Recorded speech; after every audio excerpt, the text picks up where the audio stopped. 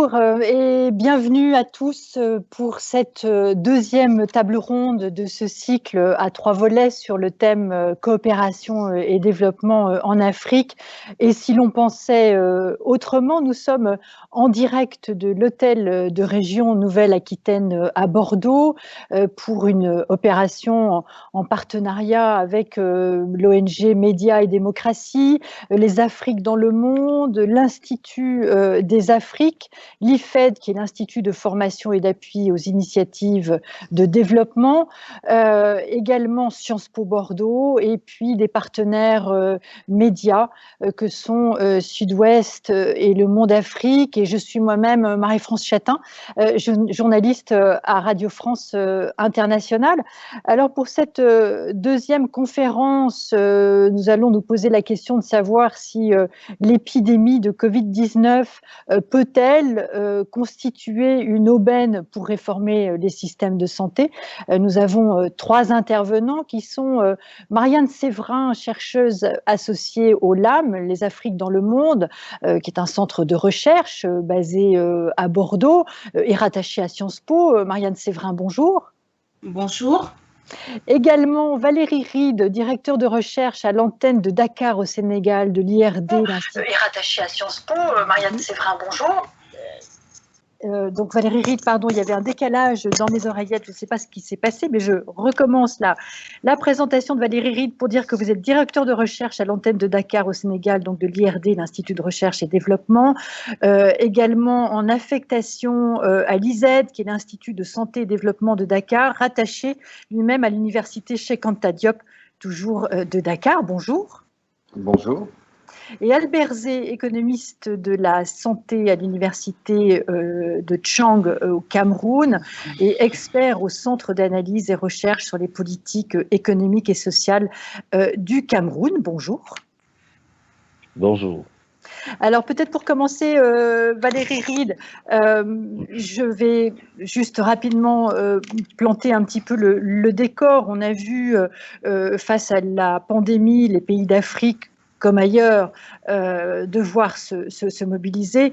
La catastrophe sanitaire n'a pas eu lieu. Chacun la redoutait. L'Afrique, au système sanitaire souvent défaillant, semblait mal partie pour résister aux ravages du coronavirus, pour diverses raisons, notamment, on en parlera très certainement, la jeunesse de sa population. Le continent est jusqu'ici celui qui s'en sort le mieux au monde. Néanmoins, la pandémie a mis à nu la fragilité, voire la faillite des systèmes de santé dans cette région, peut-être plus qu'ailleurs, on va le voir, ou autant. Les projecteurs braqués sur les systèmes de santé révèlent ainsi un sous-équipement criant des pays en lits de réanimation, en respirateurs et autres équipements disponibles, autres équipements médicaux. De même, pour l'essentiel, les équipements disponibles sont concentrés dans les grands centres urbains, plongeant une bonne partie des populations dans un désert sanitaire absolu. L'épidémie souligne l'importance d'une couverture de santé universelle et des systèmes de santé solides, mettant en place des politiques globales tout en étant capable de répondre aux épidémies. On y reviendra. Peut-être un premier état des lieux, Valérie Reed, concernant l'Afrique en général, même si après ça, il sera peut-être intéressant de voir quelle distinction, si distinction il y a, on peut faire entre l'Afrique francophone et l'Afrique anglophone. Valérie Reed. Bon, alors peut-être pour commencer, je pense effectivement très important de regarder ce qui se passe ailleurs qu'en Europe et dans les Suds en général, car on a tendance à prendre des exemples, par exemple en Allemagne ou en Nouvelle-Zélande sur l'efficacité dans la gestion de la pandémie, mais on a certainement des choses à apprendre, par exemple au Vietnam ou en Uruguay, ou même ici au Sénégal, où le pays a été classé récemment par USA Today comme le second pays meilleur au monde dans la gestion de la crise, mais on sait bien que ces classements internationaux ont parfois des limites importantes. Rappelez-vous que la France avait été classée en 2000 le système de santé le plus performant du monde, et 3 années avait vécu cette crise de la canicule assez hallucinante, avec plus de 15 000 décès supplémentaires, et on voit aujourd'hui que la France a vraiment rien à apprendre aux autres sur cette gestion des crises, et on se demande parfois, en tout cas je pense que certaines personnes en Afrique se demandent comment se fait-il que parfois, comme la semaine dernière encore, le président Macron disait qu'ils ont le devoir de soutenir l'Afrique face à la pandémie. Et en même temps, je pense que c'est plutôt souvent le Sud qui s'inquiète de ce qui se passe au Nord en ce moment. Alors, sur l'efficacité de ce qui se passe dans la région et dans la sous-région ouest africaine, qui est celle que je connais le moins mal, on a du mal encore à avoir une vision claire de l'efficacité des systèmes ou de la réponse. C'est certainement un peu tôt, mais globalement, on voit que partout, la réponse étatique a été beaucoup plus rapide qu'ailleurs et en Europe, beaucoup plus forte, et également un contexte sociopolitique qui est peut-être plus propice à un certain nombre d'efficacité de ces mesures, mais en même temps, on sait très bien que la question des tests est une question très importante et on a encore une vision certainement très réduite de la pandémie dans la région. Je vous prends deux exemples. Au Bénin, par exemple, où il y a eu un certain nombre de tests qui étaient faits au début de la pandémie avec ce qu'on appelle des tests rapides, mais qui ont ensuite été annulés pour des raisons statistiques, et donc on a eu un peu de mal à voir ce qui se passe. Ou au Sénégal, en ce moment, par exemple, où il y a très peu de cas positifs, et tant mieux. Aujourd'hui, il y a eu 25 cas seulement dans le pays, pour 15 000 depuis le début de la pandémie, mais en même temps, en ce moment, on ne teste que les personnes qui ont des symptômes et qui ont plus de 50 ans. Donc, vous voyez, on n'est absolument pas, on a du mal à comparer.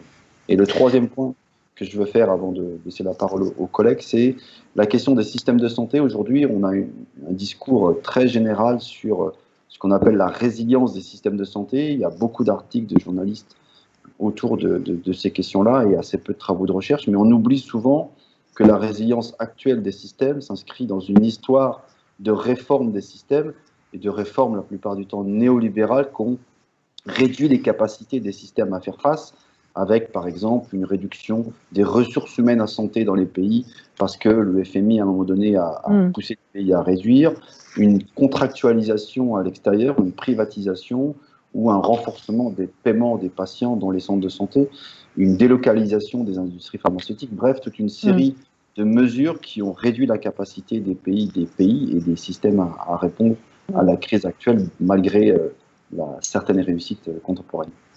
Alors, on reviendra parce que finalement, vous nous avez donné un peu une trame du déroulé de notre échange de cet après-midi. Il y a deux éléments particulièrement importants que j'ai relevés. D'abord, c'est cette inquiétude du Sud. On aura l'occasion peut-être de l'aborder vis-à-vis de ce qui se passe au Nord, en tout cas une surprise réelle quant à voir la façon dont les choses ont évolué, en particulier en France. Et puis, cette question aussi, avant de vous passer la parole, Marianne Séverin, pour que vous nous parliez du cas de l'Afrique du Sud, cette question aussi de l'aspect récurrence des épidémies en Afrique. Est-ce que cette récurrence a permis précisément à l'Afrique de s'en sortir mieux avec la Covid-19 que le reste du monde? On l'abordera. Marianne Séverin, par rapport à ce que Valérie Reed a dit aujourd'hui, à l'instant, comment est-ce que l'Afrique du Sud se situe dans ce schéma? Alors, l'Afrique du Sud est quand même un pays assez paradoxal parce que quand on regarde de près, on sait qu'il y a une énorme inégalité économique et sociale et de santé forcément dans le pays. Et en même temps, on s'aperçoit que le pays a pu résister à la pandémie, tout simplement parce qu'il y a eu des dispositifs qui ont été mis en place. Et il y a aussi une expérience des pandémies en Afrique du Sud. Il y a un institut qui s'appelle l'Institut national des maladies transmissibles qui est là justement pour gérer les crises. En 2014, il s'était préparé à l'épidémie d'Ebola. Et il ne faut pas oublier aussi que l'Afrique du Sud a énormément de personnes séropositives. Donc, comme on peut l'imaginer, coronavirus plus HIV positif faisait un très mauvais ménage. Donc, le gouvernement, le président Cyril Ramaphosa a pris dès le départ des dispositions pour protéger l'ensemble de la population sud-africaine en se servant de l'article 27 de la Constitution sud-africaine qui a amené le secteur privé de la santé et le secteur public de la santé à se réunir. C'est-à-dire qu'en Afrique du Sud, il est inscrit dans la Constitution que nul ne peut ne pas être soigné en période de pandémie. Vous n'avez pas le droit de refuser à quelqu'un d'être soigné sous prétexte qu'il n'a pas d'argent. Et puis, l'autre dispositif qui a été mis en place à partir de la mi-mars, c'est la déclaration d'état d'urgence qui a fait que tout le pays a été confiné. En fait, ils viennent tout juste, hein, ils ont été confinés pendant 6 mois, les frontières ont été fermées. Il y avait les écoles fermées, en fait le même système qu'on a eu en Europe. J'ai bien l'impression que l'Afrique du Sud s'est calquée sur les mesures prises en Occident et également en Chine. Alors, merci pour ces précisions concernant l'Afrique du Sud, Marianne Séverin.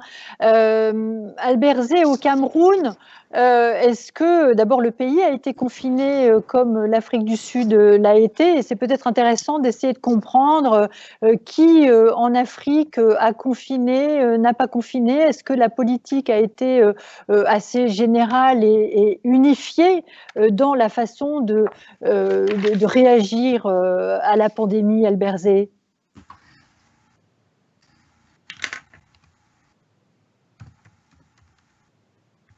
Je ne sais pas si Albert Zé m'a entendu. Albert Zé, j'ai peur que votre micro ne soit... Voilà. Alors, c'est bon.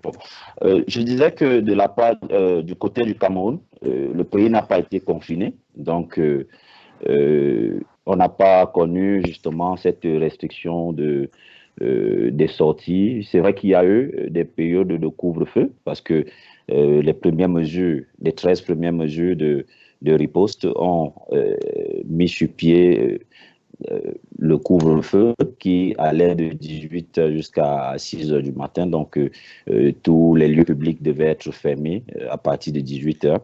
Mais la vie a quelque peu continué d'une certaine manière, de façon normale.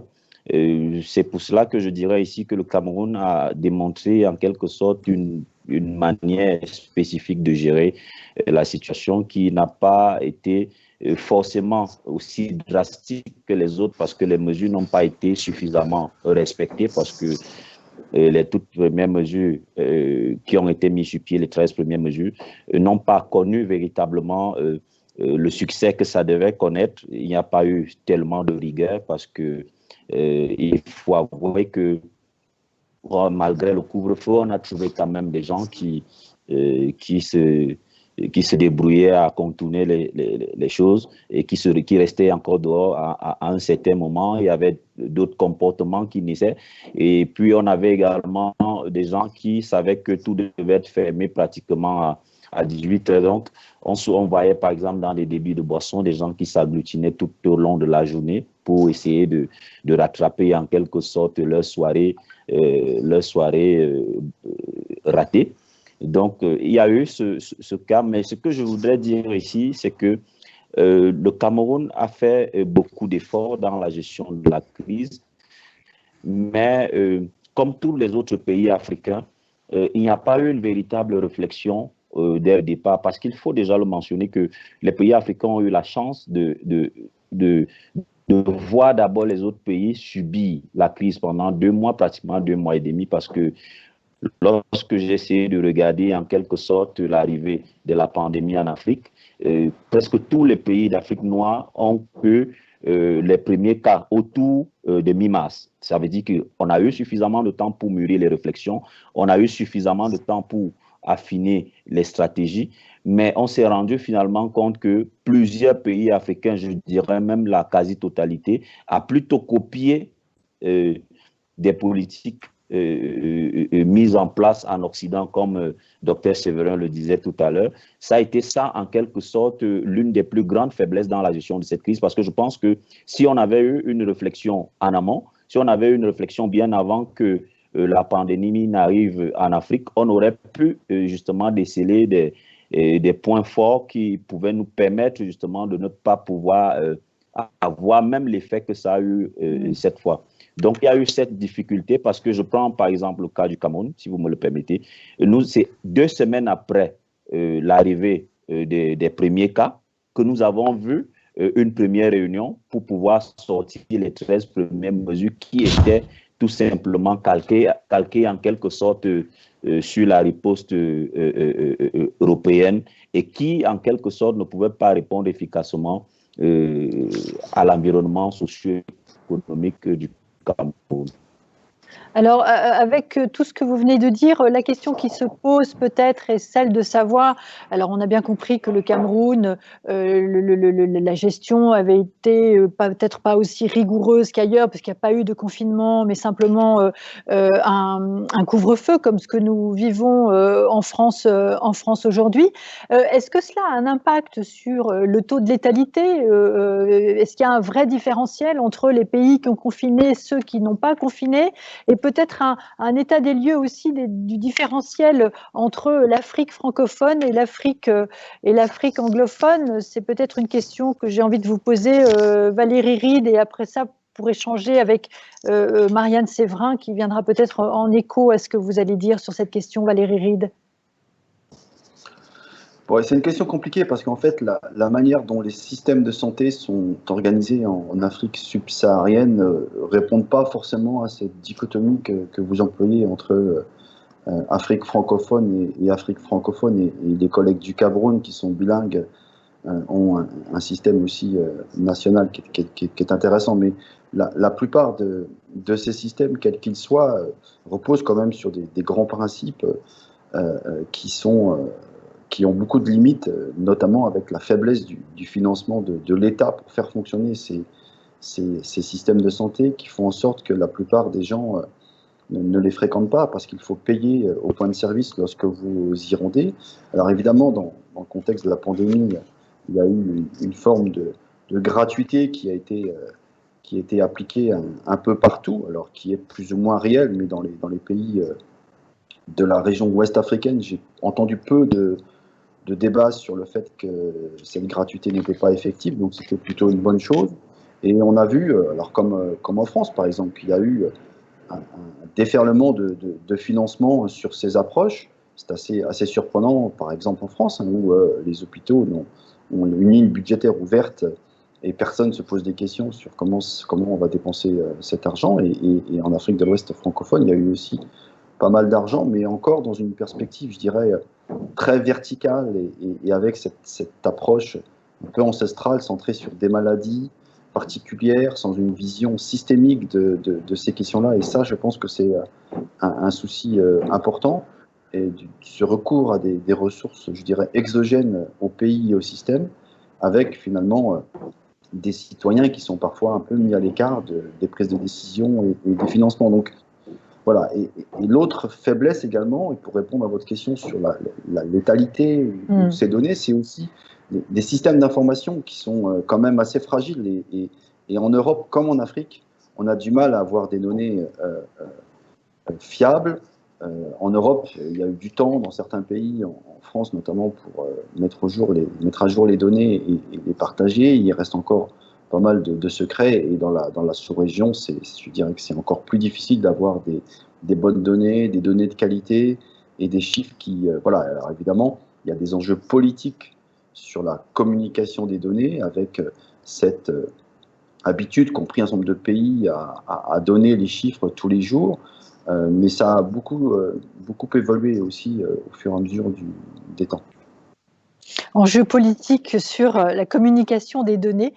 C'est vrai que c'est un débat, on aura peut-être l'occasion d'en reparler. Marianne Séverin, comment vous inscrivez-vous dans ce que vient de dire Monsieur Reed, Valérie Reed, sur le cas précisément de l'Afrique du Sud? Alors, pour le cas sud-africain, les données étaient... Enfin, il y a eu de la transparence, et puis c'est très simple, vous allez sur le site du ministère de la Santé, vous avez les données exactes de personnes qui ont été testées, celles qui sont positives, celles qui sont guéries, et puis malheureusement les décédés de la Covid-19. Mais ça, là aussi, ça vient de l'expérience, parce que l'Institut dont je parlais tout à l'heure a des outils informatiques et de cartographie qui peut permettre de voir l'évolution de l'épidémie en temps réel. Alors, je pense que s'il fallait réfléchir à à un système dit continental, ça serait bien de prendre l'exemple sud-africain pour voir comment l'appliquer dans les autres pays d'Afrique, et si c'est possible, et de faire une comparaison entre les pays francophones et les pays anglophones. Je pense que pour l'instant, on n'a pas suffisamment de recul pour faire ce genre d'analyse, et que ça serait très intéressant dans les travaux scientifiques de mener ce genre d'analyse comparative. Alors, Albert Zé, dans tout ce qui vient d'être dit, ce qu'on note, c'est finalement une certaine permanence des problèmes entre l'Europe et l'Afrique. Qu'est-ce qui, d'après vous, fait la spécificité de l'impact et des conséquences de la pandémie en Afrique et de la gestion de cette pandémie? Bon, la première des choses que je voudrais dire, je voudrais peut-être d'abord revenir un peu sur le problème des données dont on parlait tout à l'heure. Il faut savoir que beaucoup de pays africains aujourd'hui continuent à avoir cette grosse difficulté à pouvoir produire des données fiables. Et ça s'est démontré une fois de plus ici au Cameroun, parce que le système de dépistage qu'on avait mis sur pied les premiers mois ne nous permettait pas d'avoir justement des données qui nous reflétaient l'importance ou alors l'incidence de la maladie au jour le jour. Donc ça a été une grosse difficulté, et ça s'est démontré en quelque sorte avec un petit désordre qui revenait un peu, qui était dû en quelque sorte à un manque de coordination, où nous avons en une seule journée 3 sources de données différentes sur un même indicateur. Donc ça démontrait en quelque sorte qu'il y avait un souci dans la gestion et la production des données. Maintenant, concernant quelque peu les spécificités dans la gestion de la crise, il faudrait qu'on se rende compte à l'évidence d'une chose, c'est qu'il y a l'ancrage socio-culturel qui existe en Afrique, qui est différent en fait de ce que nous vivons tout le temps en Europe et ailleurs. Donc, ça fait que nous avons une Afrique qui a des comportements tout à fait différents. Nous avons pu le voir justement avec certaines interviews de France 24, où vous voyez des Africains qui refusaient d'abord, premièrement, l'existence de la maladie. Ça cause déjà d'abord problème. On doit tenir compte de ça, justement, quand on veut apporter une riposte efficace. Et vous voyez une explication à ce déni, peut-être? Pardonnez-moi, je vous interromps, mais quelle est l'explication à ce déni? Oui, l'explication la plus simple, c'est ce dont je parle, l'ancrage socio-culturel, qui voudrait que tout ce qui vient d'ailleurs ne nous concerne pas. En quelque sorte, c'est un peu ce que les Africains essayent de faire toujours, à renier cela. Donc, il a fallu beaucoup de travail pour démontrer, et jusqu'à aujourd'hui même, dans des pays comme le Cameroun où je suis, il y a une bonne partie de la population qui continue de nier l'existence justement du virus et l'existence de la maladie. Donc, ça fait partie des spécificités africaines qui font que ceux qui ont essayé déjà d'accepter que la maladie existe vraiment, il y a une bonne partie également qui pense que la solution est africaine. Donc, du coup, on se retrouve avec des gens qui refusent pratiquement des traitements qui viennent d'ailleurs et qui préfèrent, au nom de cet ancrage socio-culturel, de se faire soigner maintenant par la médecine traditionnelle qui, il faut déjà le relever également, qui est déjà assez poussée également chez nous, sauf qu'elle manque encore un certain nombre de coordination, et elle manque encore un certain nombre je pourrais dire, de justesse pour pouvoir être un peu plus au top que ce que ça doit être. Donc, il y a ce problème qu'il faut donc dont il faut tenir compte, qui est le plus important, parce qu'il faut savoir déjà que le système de santé moderne dans des pays d'Afrique noire a des difficultés à évoluer, parce que beaucoup de gens sont encore restés dans cet ancrage socio-culturel qui voudrait que ce sont des traitements venus d'ailleurs, et ils font beaucoup plus confiance à cette richesse traditionnelle. Et il faudrait donc, à un moment donné, c'est pour cela que je parle généralement depuis un certain temps de la construction des systèmes de santé africains qui doivent tenir compte de cette spécificité des Africains. Et je pense que Valérie Reid est certainement mieux placée parce qu'en Afrique de l'Ouest, c'est tellement, la médecine traditionnelle est tellement poussée que certains pays l'ont même en quelque sorte un peu comme première zone d'intervention. Donc, je crois que cette spécificité socio-culturelle est très importante à analyser lorsque nous voulons certainement parler d'un certain nombre de choses en termes de riposte comme celle de Covid. Alors, Albert Zé vous a passé la parole, Valérie Reid, et je m'en fais le relais. Est-ce que ce qui vient d'être dit sur le Cameroun trouve une résonance au Sénégal où vous vous trouvez et dans la région, Valérie Reid? Alors, écoutez, le poids du soin traditionnel ou de la médecine traditionnelle est évidemment important dans beaucoup de pays d'Afrique de l'Ouest francophone. Mais ça répond aussi à une difficulté pour beaucoup des malades d'aller se soigner dans les centres de santé, qui sont souvent loin, mais qui sont souvent très chers. Et puis, qui sont parfois d'une qualité qui est discutable. Et donc, les gens ont de temps en temps un peu de mal. Mais globalement, dans la sous-région, il y a à peine un enfant, par exemple, qui va être victime d'une fièvre, ne va pas se rendre dans un centre de santé. Et la plupart du temps, on va commencer à le soigner au niveau de la maison. Donc il y a un vrai problème d'accessibilité des soins à tous les niveaux qui peut expliquer également ces questions-là. Alors après, sur les enjeux de médecine traditionnelle liés à la pandémie, on a vu la fameuse saga du traitement malgache, mais qui est assez vite tombée dans l'oubli.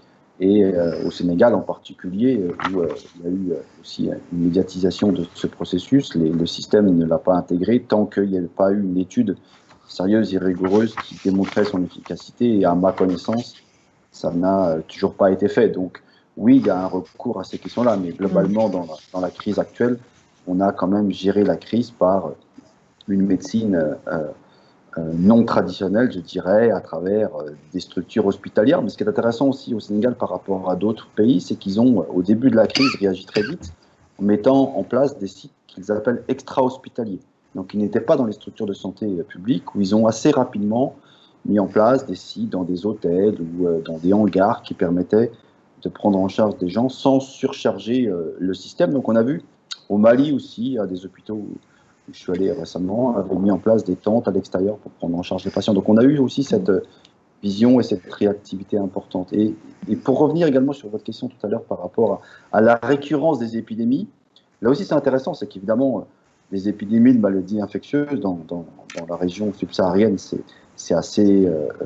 ça n'a rien de novateur, ça arrive très régulièrement et la réactivité s'explique aussi par cela, mais en Europe, et regardez la France, il y a quand même aussi régulièrement des épidémies autour de ça et on a eu du mal à réagir, à s'adapter. Rappelez-vous l'épidémie de chikungunya en France qui a fait des milliers et des milliers de personnes touchées, qui a eu des victimes importantes et au niveau social c'est important, mais on n'a pas du tout appris sur cette question-là. Même chose sur la crise du sida au VIH, on a eu un très bel apprentissage de mobilisation communautaire pour lutter contre le VIH en France, avec une implication des patients, une implication des associations, mais l'État et les gens qui ont donné des conseils à l'État ont rapidement oublié ces questions-là, cette mobilisation des communautés, cette mobilisation des patients et des victimes de la maladie, pour revenir à une approche très classique, pyramidale, du haut vers le bas, très clinique. Et ça, c'est dommage. Et c'est peut-être aussi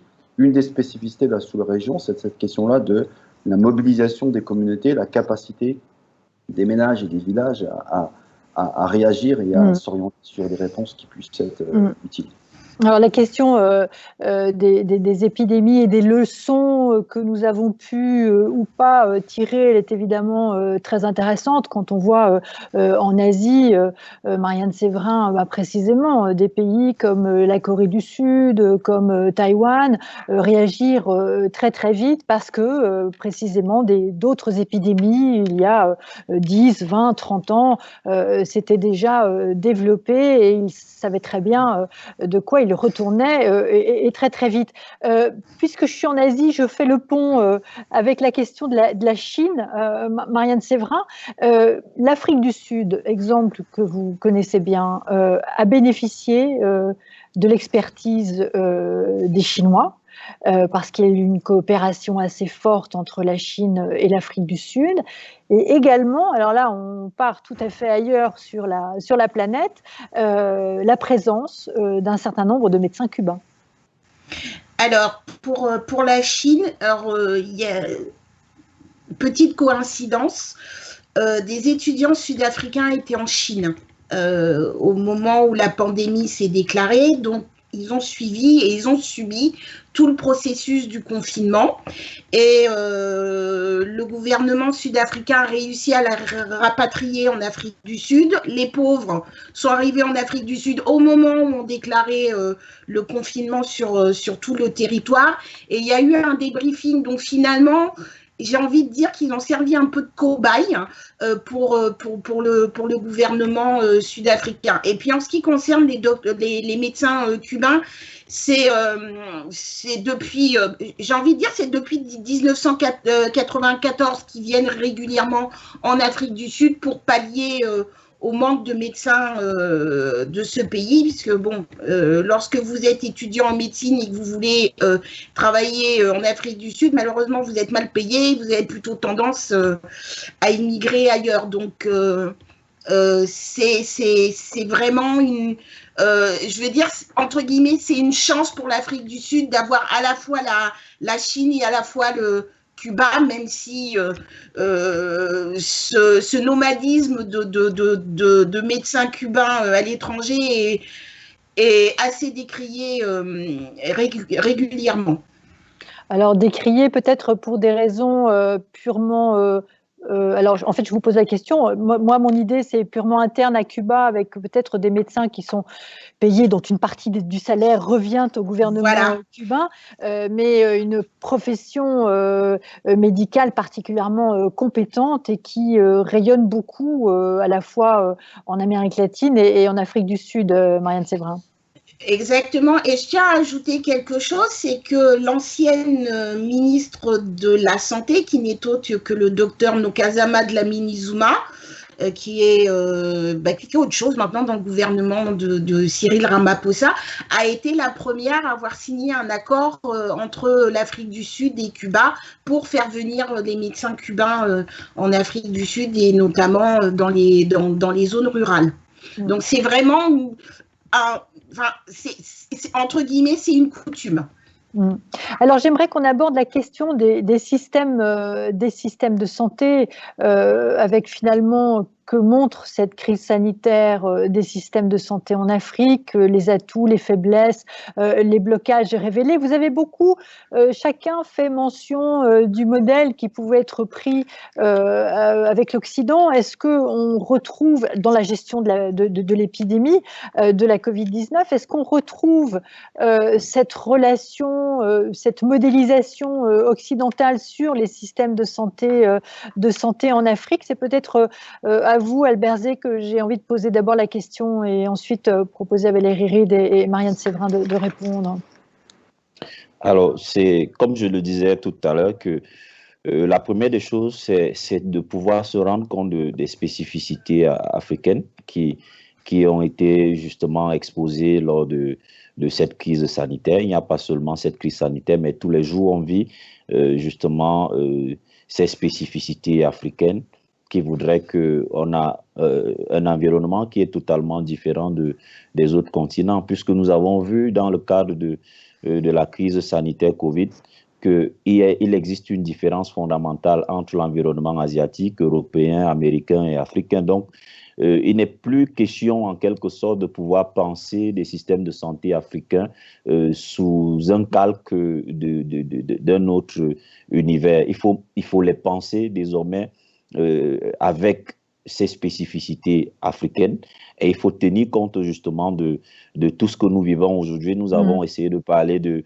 l'ancrage socio-culturel au sein des populations. Nous avons parlé également de cette pauvreté et cet accès limité aux soins de santé à cause d'une mauvaise carte sanitaire qui est généralement très déséquilibrée dans presque tous les pays. Nous avons également aussi cette grosse faiblesse que nous avons, qui est celle de l'inexistence en quelque sorte du conseil scientifique, c'est-à-dire que vous avez des pays qui, au lieu de pouvoir réfléchir en interne et apporter des solutions par rapport à la situation spécifique de leurs différents pays, préfèrent généralement calquer tout de l'autre côté ou alors d'autres pays. Je dirais ici, je vais peut-être évoquer ici les politiques de santé qui ont été déjà implémentées en Afrique depuis un certain nombre d'années, depuis pratiquement les indépendances. On s'est effectivement rendu compte que ces politiques de santé ont toujours eu des difficultés à pouvoir apporter ne serait-ce qu'une solution positive. Nous avons eu la plus grande politique qui a été justement Santé pour tous en l'an 2000, qui a été, nous tous nous le savons, un échec tout simplement dû à l'impréparation et à la non-tenue des spécificités de chaque pays africain. Aujourd'hui, nous parlons déjà, une fois de plus, dans le cadre des objectifs de développement durable, nous parlons de la couverture santé universelle, qui est maintenant aujourd'hui également le nouveau buzzword, qui voudrait que tous les pays puissent s'arrimer à cette politique. Mais je voudrais dire ici que c'est une politique louable, c'est une politique intéressante parce que lorsque nous savons qu'en Afrique, on meurt généralement de peut-être une facture de 100 francs CFA parce qu'on n'a pas pu payer ne serait-ce qu'un ticket. Donc, c'est une politique qui est très louable, mais sauf qu'il faudrait l'adapter dans le contexte dans lequel nous vivons. Et il faudrait comprendre que des politiques pareilles s'adaptent justement à des systèmes de santé qui sont déjà bien structurés. Je le dis en prenant l'exemple du Cameroun, qui a un système de santé qui fonctionne typiquement comme celui de la France et qui n'a pas les ressources pour faire fonctionner ce système. Donc, du coup, on a justement beaucoup de ressources à allouer à un système et on a des ressources. Donc, du coup, on a un système qui fonctionne en quelque sorte de façon reculée, c'est-à-dire qu'on n'arrive pas effectivement à engager des résultats positifs et tout simplement parce qu'on n'a pas tenu compte d'un certain nombre de spécificités de l'environnement socio-économique, de l'environnement financier du pays et puis également à côté de tout cela, il y a le problème de gestion des finances publiques allouées à la santé. Parce que moi, j'insiste beaucoup dessus. Je ne fais pas partie de ces Africains qui souhaitent qu'on aille directement à 15% du budget. Je voudrais que les 5% que nous allouons déjà, que ce soit utilisé de façon optimale et que nous puissions déjà voir en quelque sorte le résultat que ces 5% peuvent nous apporter. Je dirais ici, par exemple, du Cameroun, qu'il y a même d'abord déjà un problème au niveau de l'estimation du budget alloué à la santé parce que c'est un budget qui est en quelque sorte dissipé dans des administrations. On compte 5% uniquement à ce qui est alloué au ministère de la Santé, alors qu'il y a d'autres ministères qui font également dans la santé, qui ont des pourcentages dans le budget pour faire la santé. Donc, il y a ce problème de coordination, il y a ce problème de rationalisation des dépenses publiques dans la santé, qui fait que lorsque vous essayez de voir en quelque sorte toute la cagnotte qui est allouée à la santé, qui est dispersée dans les différents ministères comme l'éducation de base, l'éducation secondaire, éducation supérieure et puis également ministère de la Défense, vous allez vous rendre compte que le Cameroun alloue pratiquement dans les 7 à 8%, ce qui est suffisamment important pour un pays comme le nôtre pour pouvoir engager des résultats importants dans le cadre de la santé? Alors, suffisamment important et surtout plutôt au-dessus de la moyenne. J'ai en tête cette étude du cabinet Deloitte selon laquelle la santé bénéficie seulement de 0,3% des dépenses d'infrastructures publiques en moyenne en Afrique, contre 16% à l'énergie et au transport, c'est-à-dire, en traduction concrète, trop peu d'hôpitaux, trop peu de médecins par habitant, une sécurité sociale quasi inexistante, à quoi s'ajoute le problème d'accès aux médicaments sur le continent, qui est l'une des conséquences, là aussi, du manque de financement du secteur de la santé publique. Je vais vous proposer, Valérie Reed et Marianne Séverin, d'apporter votre contribution à ce que vient de dire Albert Zé sur les pourcentages alloués à la santé dans vos pays respectifs peut-être. Alors Valérie Reed au Sénégal.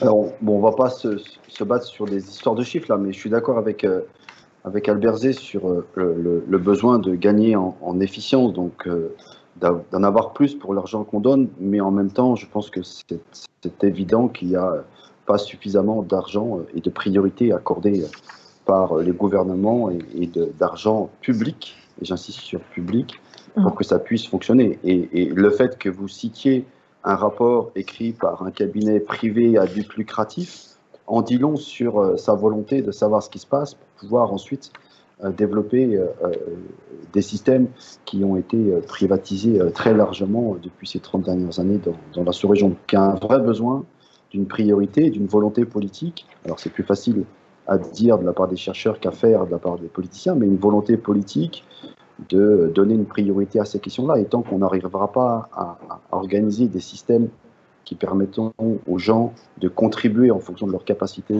à l'échelle nationale, ça ne fonctionne pas. Alors, le problème, et ensuite, c'est que ce sont les bailleurs de fonds et les partenaires techniques et financiers internationaux qui imposent leurs agendas et qui, dans certains pays, vont pouvoir imposer des modèles en fonction de l'argent qu'ils apportent. Alors, ici, c'est la Banque mondiale qui rapporte des milliards et qui dit « je veux tester telle chose ».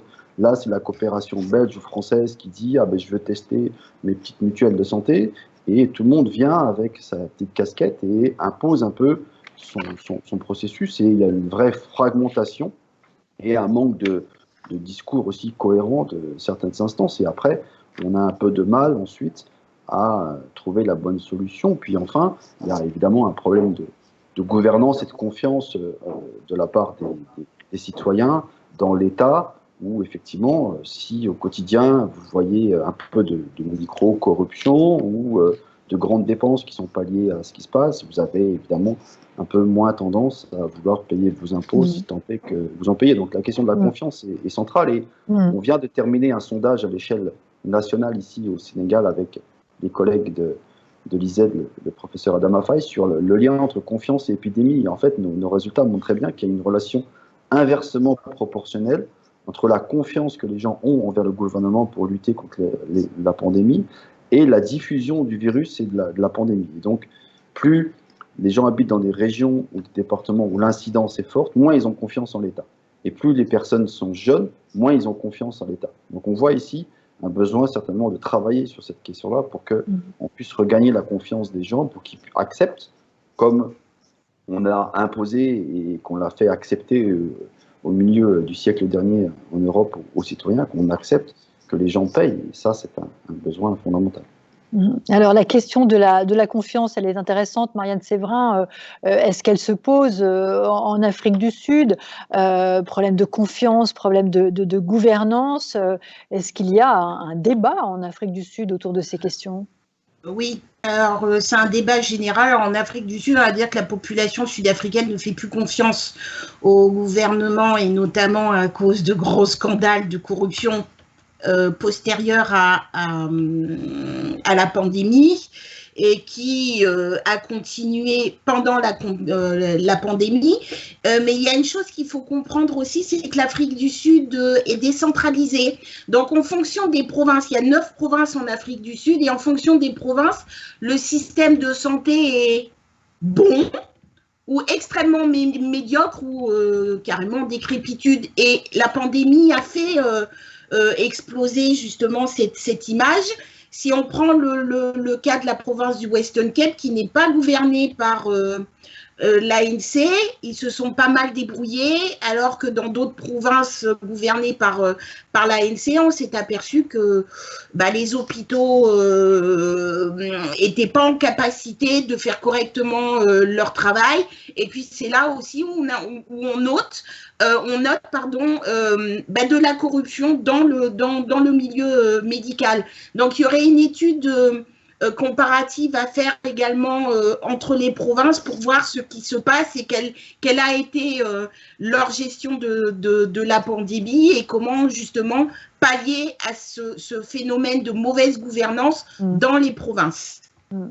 Alors, j'ai peur que Albert Zé nous ait quitté quelques instants. Je voulais lui poser la question à lui aussi de savoir si cette question de la confiance se posait également au Cameroun. Alors, Albert Zé, on vient de vous retrouver. Je vous repose la question, je ne sais pas si vous l'avez entendu. Est-ce que la question de confiance et de gouvernance se pose également au Cameroun ? Oui, c'est évident que la question de confiance se pose également au Cameroun et beaucoup plus chez nous, parce que lorsque vous savez que nous sommes dans un pays qui a été plusieurs fois classé très corrompu dans le monde, donc vous pouvez imaginer en quelque sorte le problème de confiance que nous pouvons ici avec tout ce qui se passe. Ça a été très difficile en quelque sorte également parce que l'on se positionne dans ce couloir, on s'est rendu compte que les populations pensant justement que dès le départ que c'était un bon moyen de pouvoir pour les pouvoirs publics de se faire des poches. Donc du coup ça a été très difficile et jusqu'à présent, c'est toujours difficile parce que les mesures, comme par exemple de port de masque, sont des mesures qui n'ont pas justement pu avoir une position ou un résultat positif, parce qu'on continue à avoir des gens qui refusent malgré la petite répression qui a voulu un peu exister. Il y a des gens la majeure partie de la population reste en quelque sorte réticente. Moi, je dis que ce problème est beaucoup plus lié au fait qu'il y a un véritable souci, un véritable manquement au niveau de la promotion de la santé chez nous, parce que il faudrait qu'à un moment donné, on implique en quelque sorte le citoyen dans la prise de décision ou alors dans la gestion justement de sa santé. Je le dis parce que dans le cadre du marché de la santé, comme dans tous les autres marchés, vous avez l'offre et la demande.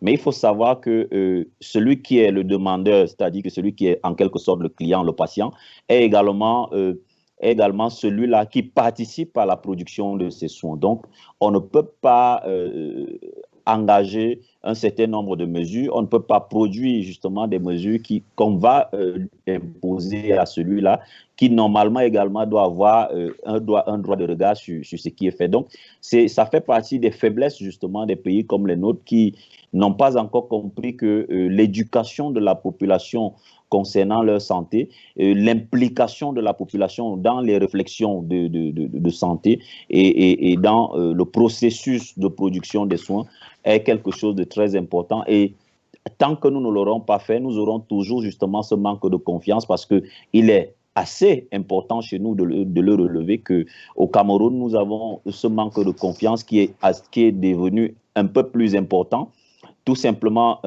avec des exemples tels que vous voyez des patients qui agressent le personnel en plein hôpital, parce qu'on estime que le personnel de la santé a des informations qu'il cache et que généralement c'est un lieu de corruption, un lieu où le personnel se fait les poches devant les patients. Et c'est la même chose qui se passe au niveau macro, au niveau gouvernemental, qui voudrait que les populations se disent désormais, lorsque le gouvernement engage sa chose, nous ne sommes pas partants, nous n'allons pas adhérer à ce qu'ils font parce qu'ils font leur chose pour gagner leur argent. Et nous n'avons pas d'importance là-dedans parce qu'ils ne se sentent pas impliqués. Donc, c'est très important de revoir en quelque sorte le processus de promotion de la santé chez nous. Donc le questionnement de la confiance qui finalement a des racines assez différentes. Alors vous évoquiez la question de l'éducation de la population, il y a aussi la réalité des situations, je pense à la question de l'eau et finalement ce débat peut-être maintenant, est-ce que le coronavirus est en train de rebattre les cartes des priorités sur le continent africain, en particulier dans le secteur de la santé. Je ne sais pas qui souhaite répondre, peut-être pour commencer, Valérie Reed, si vous en êtes d'accord. Oui, alors je ne vais pas répondre à la question de l'eau, mais je vais répondre, et je vais suivre la discussion d'Albert sur la promotion de la santé et le fait qu'on a besoin alors pour utiliser un gros mot, on a besoin d'un changement de paradigme en fait. On a besoin de voir les problèmes de santé autrement que par la maladie qu'ils engendrent. Et ça, c'est un problème, je dirais, mondial qui n'a rien à voir spécifiquement à l'Afrique, mais qui est historique à la construction des systèmes de santé qui sont partout encore centrés sur les hôpitaux avec une vision de la maladie complètement biomédicale. Il suffit de voir les comités de gestion ou les comités scientifiques de lutte contre la pandémie dans tous les pays du monde pour se rendre compte que dans ces comités, ce sont essentiellement des hommes qui gèrent la pandémie, essentiellement des biomédicaux, des cliniciens, et tout le reste est un peu mis à l'écart. C'est comme si cette pandémie n'était qu'une question de virus. Or, cette pandémie révèle de multiples problèmes, notamment des inégalités sociales de santé qui sont hallucinantes partout dans le monde, et d'un besoin de changement de vision globale des politiques publiques et des systèmes de santé. Il faut revenir à la base de ce qu'on appelait la charte d'Ottawa. Des gens qui sont spécialistes de la promotion de la santé connaissent bien ça, mais en tout cas d'une approche communautaire, participative, avec une place pour les citoyens dans le système, avec une vision des déterminants sociaux de la santé, et non pas le petit bout de la lorgnette qui est essentiel pour comprendre le virus, mais qui est évidemment largement insuffisant pour s'attaquer aux problèmes de santé qu'on vit au quotidien et aux enjeux de système de santé. Et ce qui se passe en Afrique du Sud est révélateur de ces questions-là, mais partout ailleurs, également en France. Combien d'interventions de lutte contre la pandémie ont complètement oublié la question des inégalités. Donc on va mettre en place des interventions à large échelle sans se préoccuper des sous-groupes de la population qui constituent notre société. Et c'est assez révélateur du besoin de ce changement et de cette vision collective qu'il faut faire évoluer. Alors, Marianne Séverin, inégalité, besoin de changement de vision et la place du citoyen dans le système, tout cela est également en débat en Afrique du Sud. Après ça, j'en viendrai aux questions qui nous ont été envoyées. Marianne Séverin. Il semblerait que oui, puisque au plus fort de la pandémie, des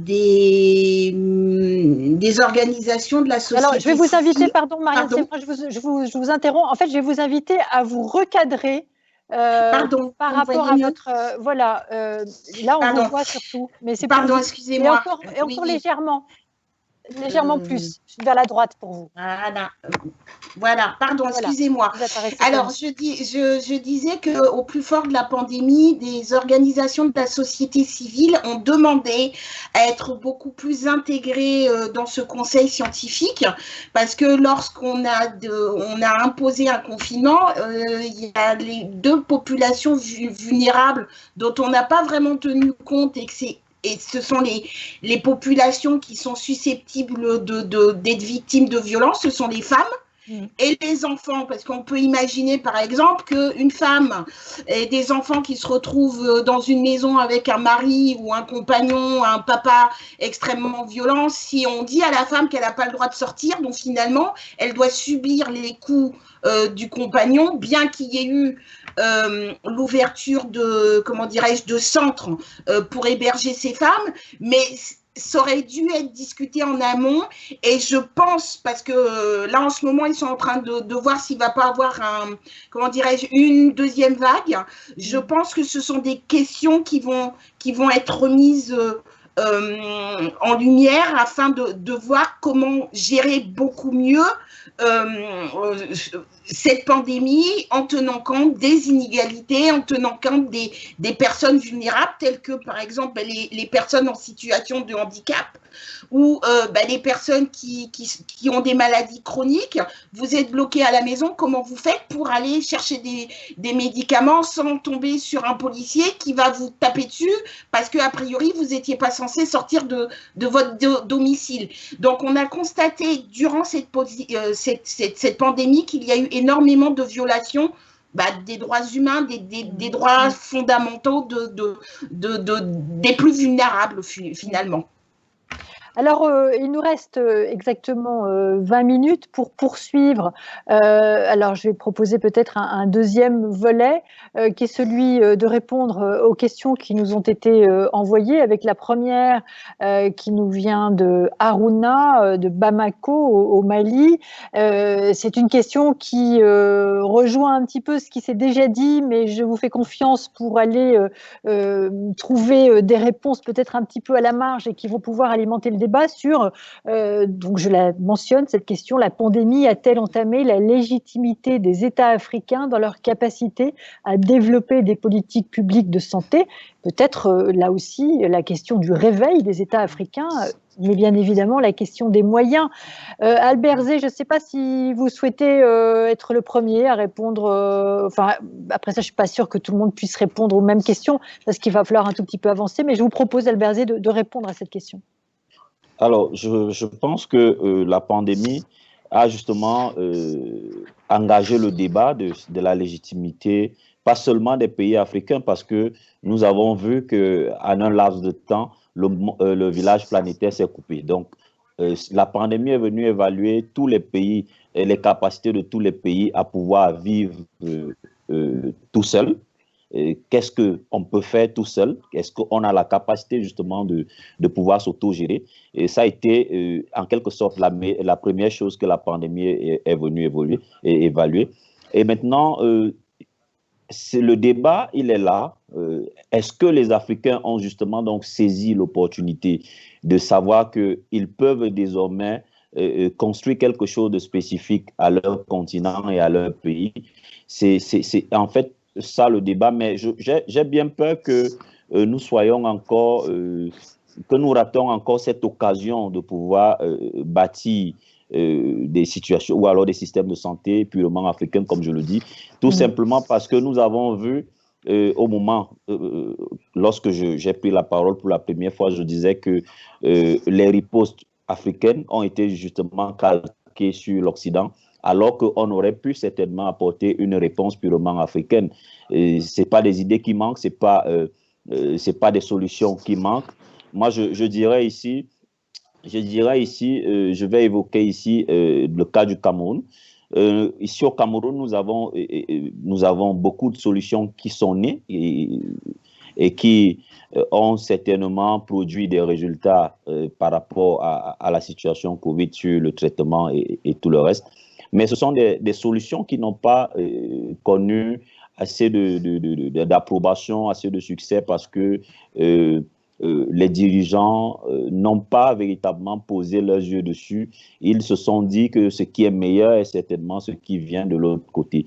Donc, je crois que le débat, il est là. Il faudrait que les Africains comprennent que nous avons cette opportunité de pouvoir développer principalement la recherche scientifique chez nous, qui est un pan très important et qui, jusqu'à aujourd'hui, ne reçoit pas véritablement l'intérêt que ça devrait recevoir. Et il faudrait aussi que les différents partenaires au développement puissent nous permettre de nous prendre en main nous-mêmes, parce que à chaque fois, pouvoir nous apporter aussi l'expertise, et sans toutefois que nous puissions développer des capacités nous-mêmes à pouvoir développer des idées, ça nous cause suffisamment de problèmes. Et puis maintenant, peut-être pour chuter par là, il faudrait que nos dirigeants puissent savoir que à côté de la fonction publique généralement qui est très forte en Afrique. Il y a des experts qui ont la capacité de pouvoir réfléchir sur un certain nombre de questions et qu'on puisse justement donc leur faire confiance dans des situations comme celle-ci où nous avons l'occasion qui nous est offerte de pouvoir repenser l'Afrique, de pouvoir repenser nos systèmes de santé et que ça ne reste pas une histoire de la fonction publique comme on a l'habitude de le faire avec des différents pays. Alors, il y a deux autres questions et j'ai presque envie de faire tourner, parce que Marianne Séverin vous a déjà entendu sur la question de la Chine et ce sera la troisième question, donc je la poserai peut-être à Valérie Reed qui aura sans doute qui pourra, et je le lui demanderai, d'avoir une vision assez globale. Vous avez évoqué le cas de l'Afrique du Sud. Alors pour vous, Marianne Séverin, la deuxième question qui nous vient de Sebi, 34 ans, Nouakchott en Mauritanie. Pour les hôpitaux publics en Afrique, que va changer la crise sanitaire actuelle? J'aurais envie de dire que ça devrait changer, mais alors, ça serait mon côté optimiste qui primerait. Alors, mon côté réaliste dirait, je ne vois pas ce que cette pandémie va vraiment changer, parce qu'il faut comprendre que qui dit pandémie dit contexte économique désastreux et pour avoir des hôpitaux publics performants en Afrique du Sud, il faut avoir les moyens. En Afrique. Globalement, il faut avoir les moyens. Alors, si vous avez un pays qui est endetté et qui est encore plus endetté à cause du Covid, je me demande comment les pays africains vont faire. Et pour le pays que je connais, le ministre des Finances a quand même dit que pour financer les hôpitaux publics et ce qui est en débat actuellement, l'assurance maladie universelle, ça va être extrêmement dur. C'était déjà dur avant pour cause de corruption, mais là, ça va être encore plus compliqué à cause du coronavirus. Donc, en fait, les pays vont devoir s'endetter, on peut appeler ça une bonne dette, pour pouvoir investir dans le système de santé. S'endetter et rajouter de la dette à la dette, qui est déjà tout à fait impressionnante. Alors Valérie Reed, pour vous, la troisième question, quel rôle a joué la Chine dans la lutte contre la pandémie en Afrique? Cette question nous vient d'Amaya, 23 ans, Bordeaux. Marianne Séverin a abordé la question dans le cas spécifique de l'Afrique du Sud. À l'échelle du continent, est-ce que vous avez d'autres choses à ajouter quant au rôle de la Chine dans la lutte contre la pandémie en Afrique? Alors, j'espère que Amaya, qui a 23 ans, est en train de préparer un sujet de thèse, parce qu'il y a un très très beau sujet à faire là-dessus. Je ne peux évidemment pas du tout répondre à la question, mais il y a un vrai sujet et on travaille avec des collègues, et notamment avec une collègue anthropologue qui s'appelle Fanny Chabrol, qui travaille beaucoup sur la place des hôpitaux chinois en Afrique. Et je peux vous dire que c'est compliqué de faire ce type d'études et de faire de ce type de travaux. Vous connaissez la diplomatie chinoise qui en Afrique est très très importante, mais en même temps assez secrète et assez difficile à percevoir. Et il y a donc un vrai sujet de recherche. Alors je voudrais donc proposer à Amaya de réfléchir à ces questions-là, et qu'il y aura certainement quelque chose à faire. Alors évidemment, en Afrique de l'Ouest, francophone en particulier, il y a beaucoup d'hôpitaux et c'est construit par les Chinois et avec une coopération chinoise très importante. Il y a beaucoup de personnel chinois et je pense à un hôpital où je suis allé récemment, à Bamako notamment, où il y a un certain nombre de personnels chinois qui sont présents, mais qui se sont un peu écartés. Enfin, comme ça arrive parfois, ils s'écartent un peu du contexte et de la situation, mais qui sont toujours présents et qui continuent de consulter. Et évidemment, la coopération et la diplomatie chinoise a envoyé beaucoup de matériel, beaucoup de soutien, et comme toutes les coopérations au monde, on fait beaucoup de publicité avec des autocollants et des journalistes, et on va vous aider. Et c'est comme ça que ça passe, et c'est la vie. Alors, peut-être je voudrais juste rebondir sur la question de la légitimité quand même, parce que ça me paraît important, et que la question sur la légitimité se pose évidemment d'abord aussi dans les pays du Nord, et je pense que c'est certainement plus important qu'en Afrique subsaharienne. Mais en Afrique subsaharienne, il y a quand même une difficulté aussi pour les citoyens de réfléchir à cette question-là, parce que d'un côté, les chefs d'État et les gouvernements ont été hyper réactifs et très durs parfois, Et donc, c'était plutôt le côté positif, mais en même temps, comme le disait Albert tout à l'heure, souvent, c'est du copier-coller de ce qui se passe ailleurs, avec assez peu d'évolution au contexte particulier. Il y a des pays qui ont fait des choses très adaptées au contexte. Je vous disais tout à l'heure les sites extra-hospitaliers, mais globalement, on a quand même affaire à parfois des copier-coller. Alors, c'est peut-être des copier-coller à l'échelle mondiale, puisque tout le monde a affaire à cette même pandémie, sans forcément avoir eu de recul sur la manière dont ça se passe. Et en même temps, y compris sur la légitimité, y compris en Europe et en Afrique aussi, il y a eu des enjeux politiques autour de la gestion de cette crise, avec des élections. Je pense à la Guinée, je pense au Mali, qui était en plein Covid, avec ce qui s'est passé en France également, sur ces élections, ou d'un clientélisme politique, où on va dans certains pays distribuer très rapidement dans tout le pays des sacs de riz, de pâtes et d'huile à tout le monde, mais avec évidemment un clientélisme politique sur ces enjeux-là, et c'est la même chose partout dans le monde. Donc cette question de légitimité n'est pas du tout claire pour moi, mais elle est abordée, et la pandémie révèle cette réflexion-là, et je pense que la question posée par Arruda à Bamako... Amaya, oui. Tout à fait. Sur la pandémie, a-t-elle entamé la légitimité des États africains? Si vous le voulez bien, il nous reste 5 minutes. Je vous propose que ces 5 minutes, alors le chiffre ne sera pas rond, vous servent à chacun à conclure. Et je rappelle le titre de notre table ronde. L'épidémie de Covid-19 peut-elle constituer une aubaine pour réformer les systèmes de santé? On a abordé les difficultés, vous avez fait un état des lieux, même si bien sûr il nous aurait fallu le double de temps pour approfondir chacune des thématiques. Mais si je vous demandais à chacun de conclure, et je vais commencer par vous, Albert Zé, en 1 minute, 1 minute 15, qu'est-ce que vous auriez à nous dire? Alors, je pense qu'il est plus qu'urgent aujourd'hui de se pencher sur la construction des systèmes de santé africains, c'est-à-dire que c'est le plus important pour moi aujourd'hui, de penser que nous ne continuons plus à calquer justement, à faire du copier-coller, mais que les Africains utilisent cette opportunité pour pouvoir réfléchir de façon profonde dans la structuration de leur système de santé, et qui cadre justement avec les spécificités que nous avons évoquées depuis le début de cet échange. Il faudrait que également, là, comme je le disais, à côté justement donc, de la construction de ces systèmes de santé que j'appelle des systèmes de santé africains, il faudrait également que nous puissions avoir une recherche africaine qui nous permet de ne plus uniquement écouter ce qui vient de l'autre côté, parce que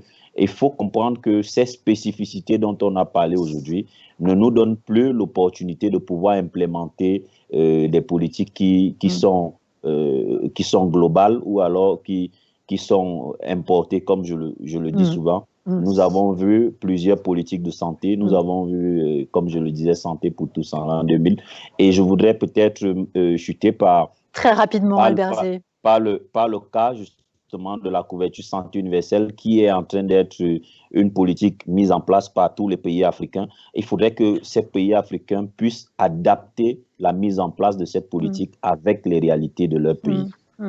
Alors, pour résumer ce que votre conclusion appelle un système de santé purement africain et un système de recherche purement africain aussi. Marianne Séverin, votre conclusion à vous? J'irai dans le sens de notre collègue Albert Zé.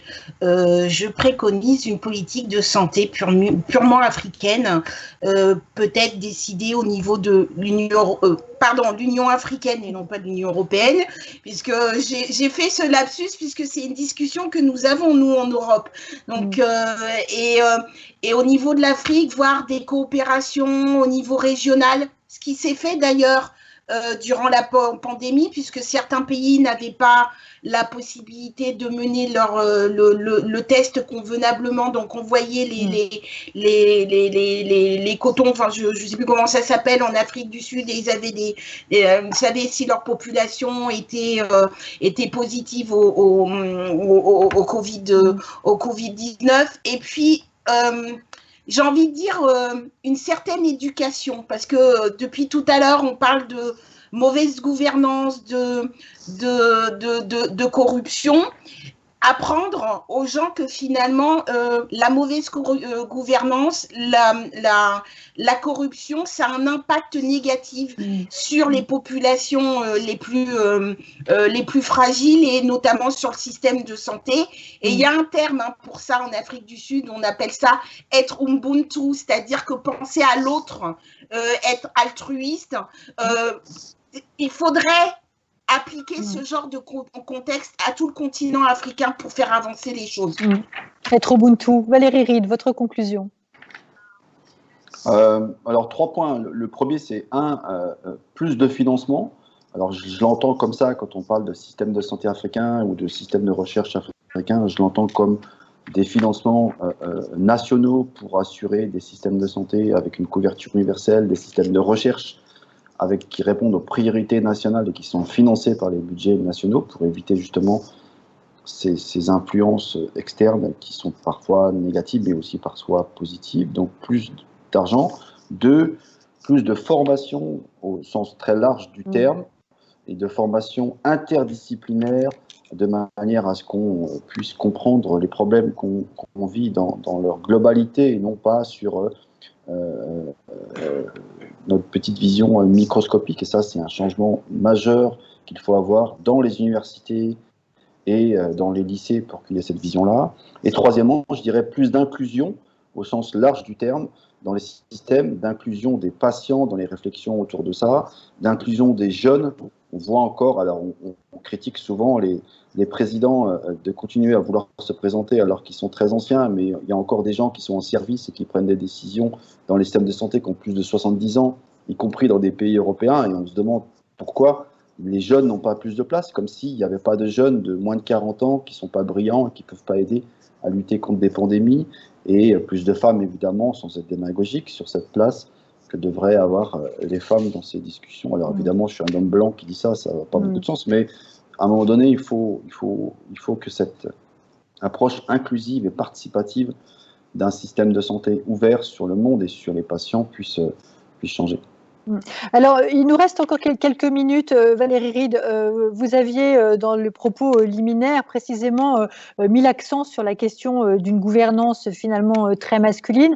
Vous y revenez sur la question des femmes, et ce sera peut-être intéressant, Marianne Séverin, de vous entendre aussi sur cette question, avec donc ce regret de voir des instances de gouvernance très masculines, et la question semble difficile peut-être à faire évoluer. Et globalement, par rapport à tout ce que vous avez dit, si on a un tout petit peu de temps pour le voir, est-ce que vous êtes optimiste? Alors, je vais vous donner des chiffres plutôt que... Alors, je vais vous donner des chiffres. En fait, il y a une étude qui a été faite de manière vraiment très, très intéressante, qui a regardé à l'échelle du monde quels étaient les groupes de travail ou de réflexion ou de comités scientifiques pour lutter contre la pandémie. Ils ont trouvé 87 groupes. Quand ils regardent l'ensemble de ces 87 groupes, il y a moins de 4% qui a une parité de genre. Et 85% sont majorité masculins.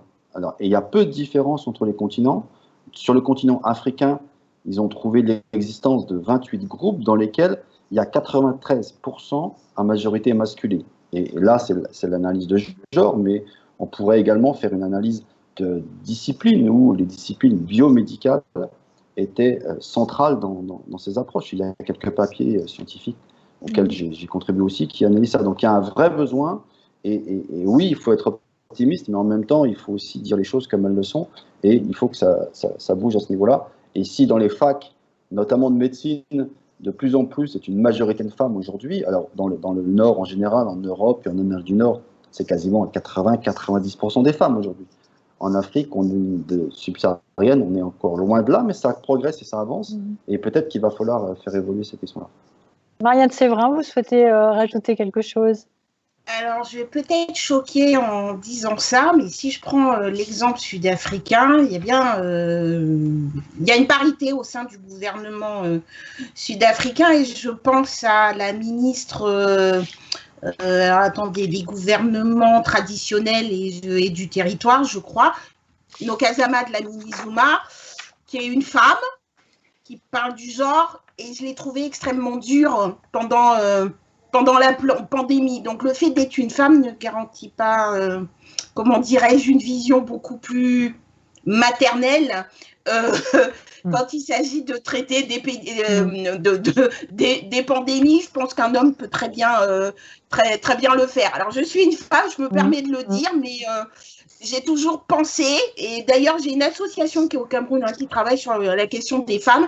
Et sérieusement, j'ai toujours pensé que c'est pas forcément une question d'être une femme ou d'être un homme, c'est d'avoir cet esprit de penser d'être Ubuntu, en fait, de penser à intégrer les plus vulnérables, à penser à ce qui est inclusif. Donc voilà, donc il faut faire attention à, comment dirais-je, il faut faire attention à cette question vue par le prisme du féminisme. Alors Valérie Reed me dit qu'il est obligé de réagir en 10 secondes. Oui, 10 secondes, attention, j'ai absolument pas parlé d'une approche maternelle, j'ai parlé d'une approche inclusive. La question de la femme n'a rien à voir avec la question de l'approche maternelle, c'était pas du tout mon débat, je l'approchais dans l'angle de l'inclusivité et de l'inclusion dans les réflexions et les prises de décision, et je suis d'accord avec vous. Alors écoutez, on est arrivé au terme de cette table ronde intitulée « L'épidémie de Covid-19 est-elle une aubaine pour réformer les systèmes de santé ?» Je vous remercie chacun et je rappelle vos fonctions. Marianne Séverin, chercheuse associée au LAM, les Afriques dans le monde, qui est un centre de recherche rattaché à Sciences Po Bordeaux. Valérie Reed, directeur de recherche à l'antenne de Dakar au Sénégal, de l'IRD, l'Institut de recherche et développement, et en affectation à l'ISED, l'Institut de santé et développement de Dakar, qui lui-même est rattaché à l'université Cheikh Anta Diop de Dakar, et Albert Zé, économiste de la santé à l'université Chang au Cameroun et expert au centre d'analyse et de recherche sur les politiques économiques et sociales du Cameroun. Merci vraiment parce que vous nous avez bien éclairé sur les problématiques liées aux questions de santé en Afrique.